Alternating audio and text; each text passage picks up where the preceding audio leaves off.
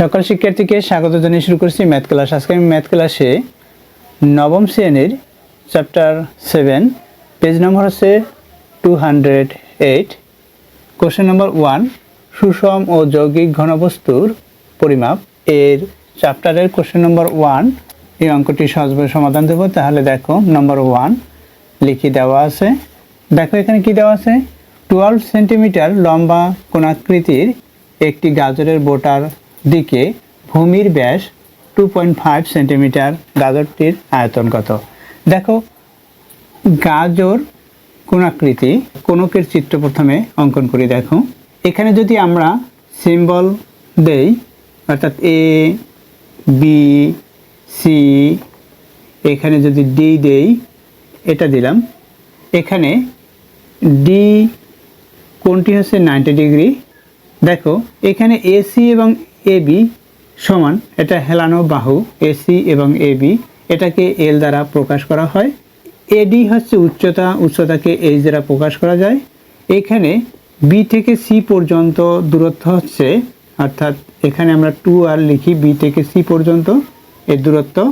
তাহলে ডিসি হচ্ছে আর, এই হইতে এই পর্যন্ত যদি 2r হয় বিসি, তাহলে ডিসি হচ্ছে আর, অর্থাৎ এখানে 2r হচ্ছে, এটা হচ্ছে ব্যাস, তাহলে আর হচ্ছে ব্যাসার্ধ।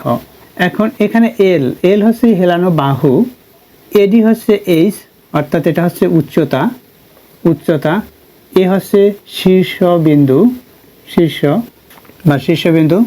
এখানে ডি বিন্দুটা হচ্ছে কেন্দ্র, ডি হচ্ছে কেন্দ্র। এখানে দেখো এখানে কি দেওয়া আছে, এখানে 12 সেন্টিমিটার লম্বা, অর্থাৎ এখানে এ থেকে ডি পর্যন্ত এইচ ইকুয়াল হচ্ছে 12 সেন্টিমিটার, অর্থাৎ এখানে এডি ইকুয়াল 12 সেন্টিমিটার, সেন্টিমিটারে সিএম দিয়ে প্রকাশ করি। ভূমির ব্যাস, ভূমির ব্যাস অর্থাৎ এখানে ডিসি ইকুয়াল ব্যাসকে 2r দ্বারা প্রকাশ করা যায়, অথবা ক্যাপিটাল লেটার ডি বা স্মল লেটার ডি দ্বারা প্রকাশ করা যায়, ইকুয়াল হচ্ছে 2.5 সেন্টিমিটার। এটা হচ্ছে ব্যাস। তাহলে ব্যাসার্ধ কত? এর অর্ধেক হবে ব্যাসার্ধ। এখন এখানে দেখো এই যে কোণক, কোণকের এখানে আমাদের আয়তন বের করতে বলছে, অর্থাৎ কোণকের আয়তন নয়, এখানে গাজরটির আয়তন বের করতে বলছে। তাহলে কোণকের সূত্র অনুসারে, যেহেতু কোণকাকৃতি হচ্ছে গাজরটি কোণকাকৃতি, তাই কোণকের সূত্র অনুসারে হবে। এখন কোণকের এখানে শুধুমাত্র আয়তন বের করতে বলছে। তাহলে দেখো কোণকের ক্ষেত্রে আমরা কি কি সূত্র জানি। এখানে দেখো এই যে ভূমির সাথে স্পর্শ, অর্থাৎ বিডিসি, এই যে একটি বৃত্ত, অর্থাৎ এইভাবে যদি বৃত্তটা আমরা অঙ্কন করি, যেহেতু কোণকটি এই বৃত্তটি গোলাকার, এখানে এভাবে যদি আমরা অঙ্কন করি, তাহলে এটার ক্ষেত্রফল কি হবে? পাই আর স্কয়ার হবে। পরিধি কি হবে? 2 পাই আর হবে। এটার ক্ষেত্রফল হচ্ছে, অর্থাৎ এই স্থানটুকু হচ্ছে পাই আর স্কয়ার। পরিধি পেলাম, ক্ষেত্রফল পেলাম। এখন দেখো এই যে এসি অর্থাৎ এল, এখানে এসি হচ্ছে ইকুয়াল হচ্ছে এল। এল কি? এল হচ্ছে, এটা যদি আমরা অঙ্কন করি এভাবে, দেখো এভাবে যদি অঙ্কন করি, তাহলে দেখতে পাচ্ছি এখানে 90 ডিগ্রি, অর্থাৎ সমকোণী ত্রিভুজ হয় এটি। এটা হচ্ছে হেলানো বাহু বা অতিভুজ, অর্থাৎ সমকোণের বিপরীত বাহুকে অতিভুজ বলা হয়।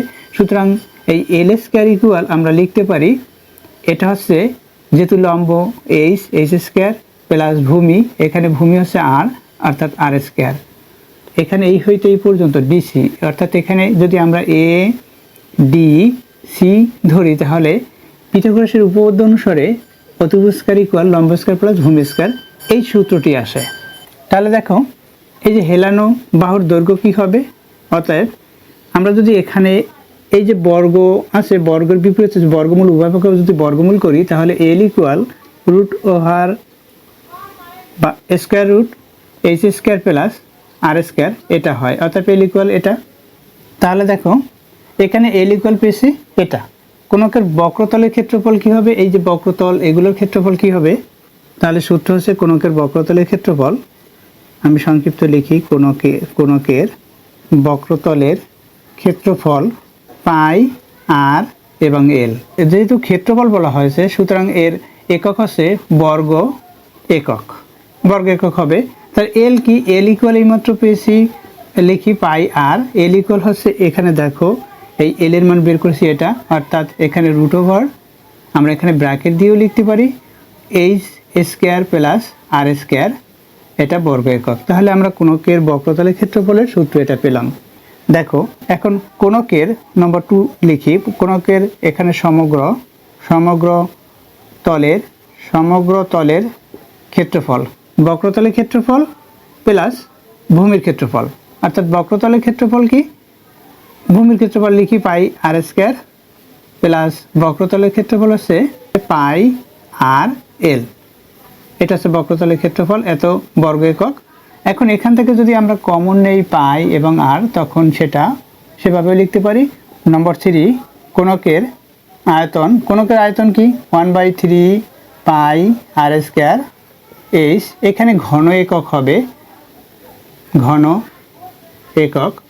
দেখো এই যে সূত্রগুলো বলেছি, এই সূত্রগুলো জানা থাকলে এই কোণক সম্পর্কে যে সম্পর্কিত যত কোশ্চেন থাকবে সেগুলোর অ্যান্সার করতে পারবে। কিভাবে এই সূত্রগুলো বের হলো তার ব্যাখ্যা এখানে না দিলেও তোমরা অবশ্যই এটা বুঝতে পেরেছো যে কিভাবে এই সূত্রগুলো মনে রাখা যায়। এই ভূমির ক্ষেত্রফল, ভূমি যেহেতু বৃত্তাকৃতি, ভূমির ক্ষেত্রফল হচ্ছে পাই আর স্কোয়ার, পরিধি হচ্ছে 2 পাই আর, কোণকের বক্রতলের ক্ষেত্রফল হচ্ছে পাই আর এল, অথবা এল এর মান কোণকের বক্রতলের ক্ষেত্রফল, অর্থাৎ এই যে বক্রপৃষ্ঠ সেই তলের ক্ষেত্রফল হচ্ছে এটা। আর সমগ্র যদি বলা হয় এই বক্রপৃষ্ঠ এবং এই ভূমির যে ক্ষেত্রফলটা সেটার সাথে প্লাস করতে হবে। আর কোণকের আয়তন কি, এখানে দৈর্ঘ্য প্রস্থ উচ্চতা সব গুণ করলেই আয়তন হয়, অর্থাৎ 1/3 পাই আর স্কোয়ার এইচ হলো কোণকের আয়তন।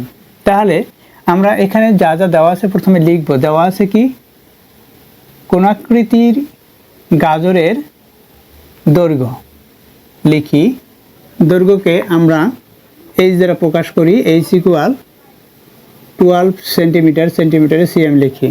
এখানে গাজরের বোটার দিকে ভূমির ব্যাস, তাহলে লিখি গাজরের বোটার দিকে ভূমির ব্যাস, বোটার দিকে ভূমির ব্যাসকে ডি বা 2r দ্বারা প্রকাশ করা হয়।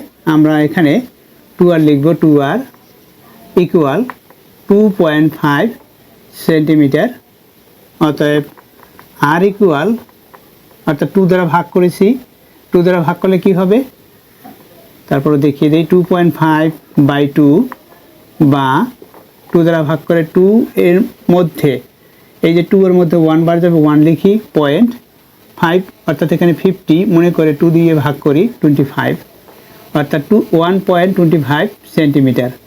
এটা পেয়েছি ভূমির ব্যাসার্ধ, আর এর মান পেয়েছি, ব্যাস দেওয়া আছে, ব্যাসার্ধ বের করেছি। দেখো এখানে গাজরটি কোণাকৃতি, সুতরাং আমরা জানি কোণকের আয়তন, লিখি গাজরটি কোণাকৃতি, সুতরাং কোণকের আয়তনকে ভি দ্বারা প্রকাশ করা হয় 1/3 পাই আর স্কোয়ার এইচ, ঘন একক। দেখো এখানে আমরা জানি এভাবে দিয়ে প্রথমে সূত্রটি কোণকের আয়তন, এর কারণ হচ্ছে গাজর কোণাকৃতি, তাই কোণকের আয়তন অনুসারে করতে হবে। অতএব গাজরের আয়তন ইকুয়াল 1/3 ইন্টু পাইয়ের মান 3.1416 ইন্টু আর এর মান কি পেয়েছি 1.25, এখানে স্কোয়ার আছে, এই যে স্কোয়ার, ইন্টু এইচ হচ্ছে 12 সেন্টিমিটার। এখানে দেখো এখানে সেন্টিমিটার থাকবে, সেন্টিমিটারকে স্কোয়ার পড়বে, এখানেও সেন্টিমিটার হচ্ছে, তাহলে সেন্টিমিটার ইন্টু সেন্টিমিটার, অর্থাৎ সেন্টিমিটার কি হবে, কিউব হবে এটা। এখন আমরা এখানে ক্যালকুলেটর ব্যবহার করে এর মান বের করব। দেখো এগুলো যেহেতু লব, সুতরাং আমরা এটা লবে লিখব, এটা হর 3 লিখি, এগুলো আমরা গুণ করব।